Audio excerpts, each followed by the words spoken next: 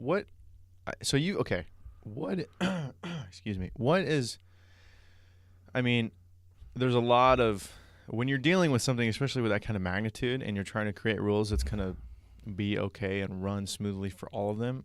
It's not right. It's got to be. I'm assuming a nightmare to have. I mean, obviously, it's no transition for that anybody wants to go through as a refugee. They're obviously doing it because of such desperate times. So Nobody wants to become a refugee. right.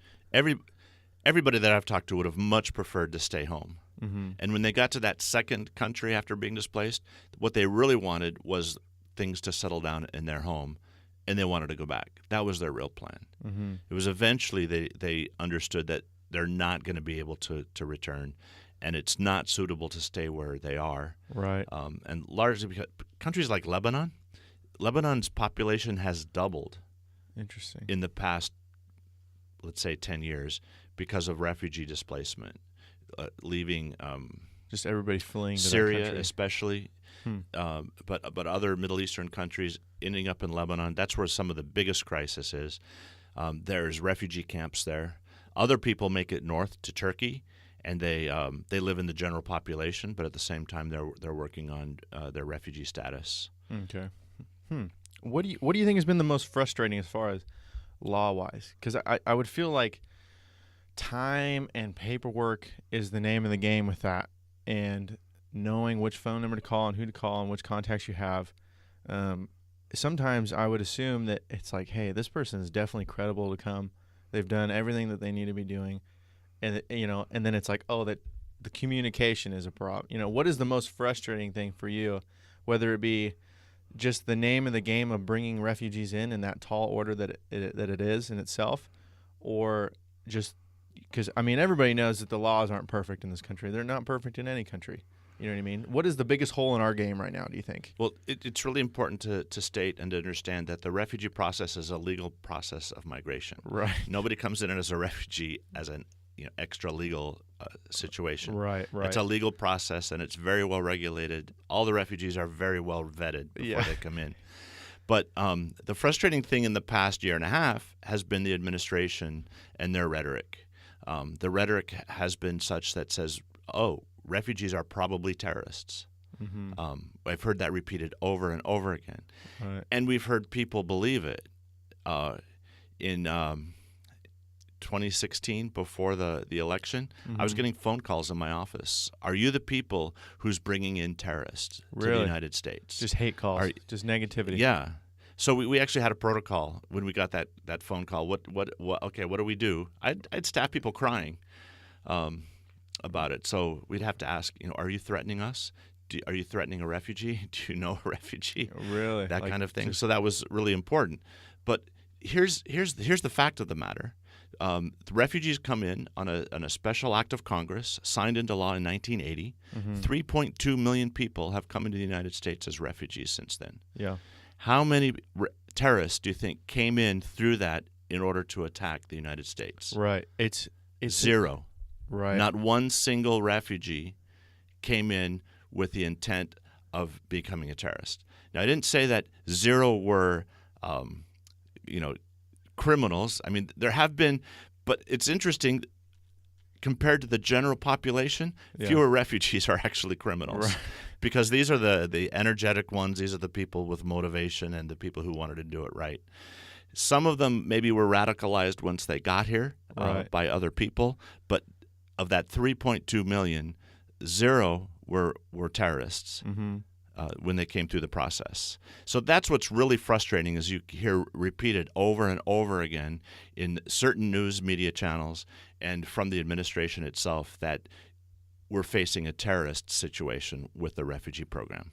Simply not true. Right. Interesting. Well, so those people usually just get in somehow illegally then. I'm not calling you. What people? Any kind of. The refugees all came through a legal process. Right. They all arrived at a port of entry. They had the paperwork. Right.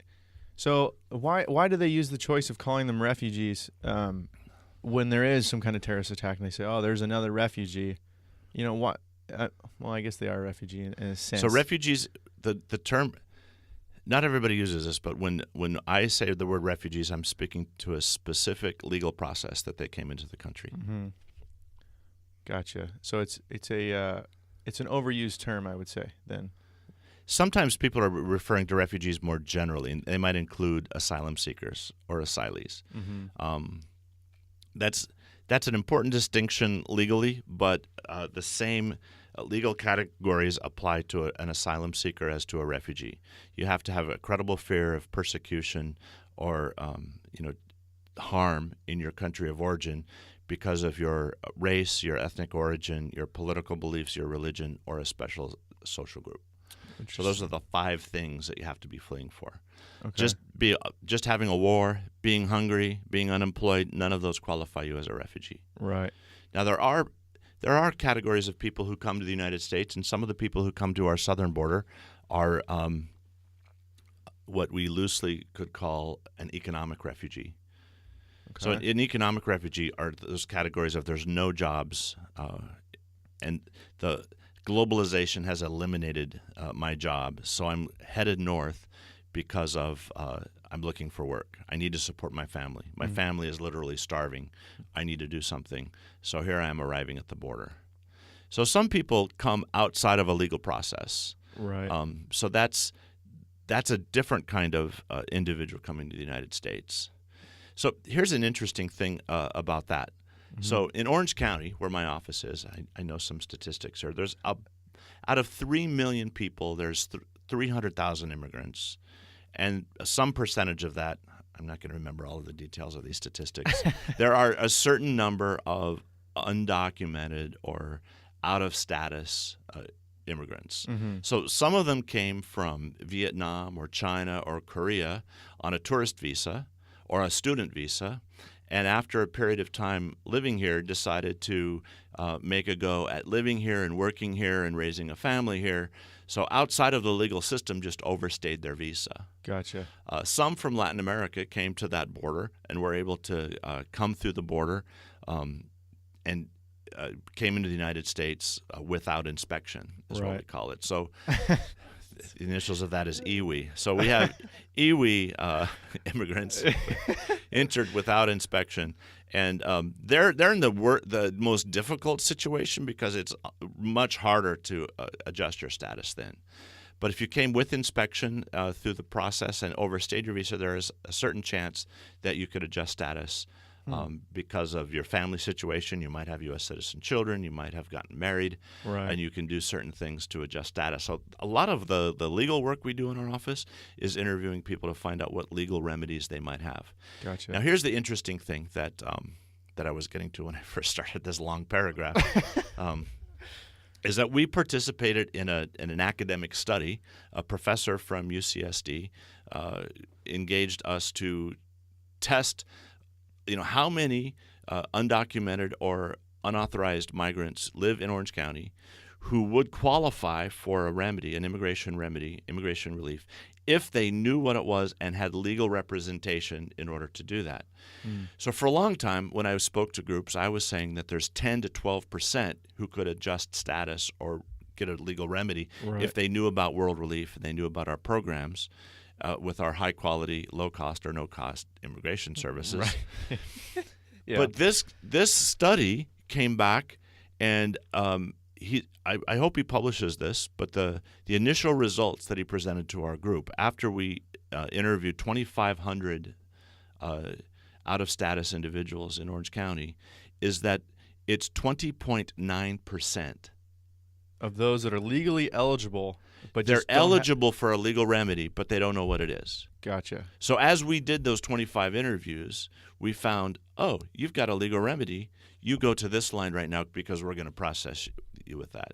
And statistically, it's 20.9% of the. So if that extension is true in all of Orange County, there's something like 30,000 people who would benefit. Yeah, 1 in 5. If they knew about our office and we could actually help them.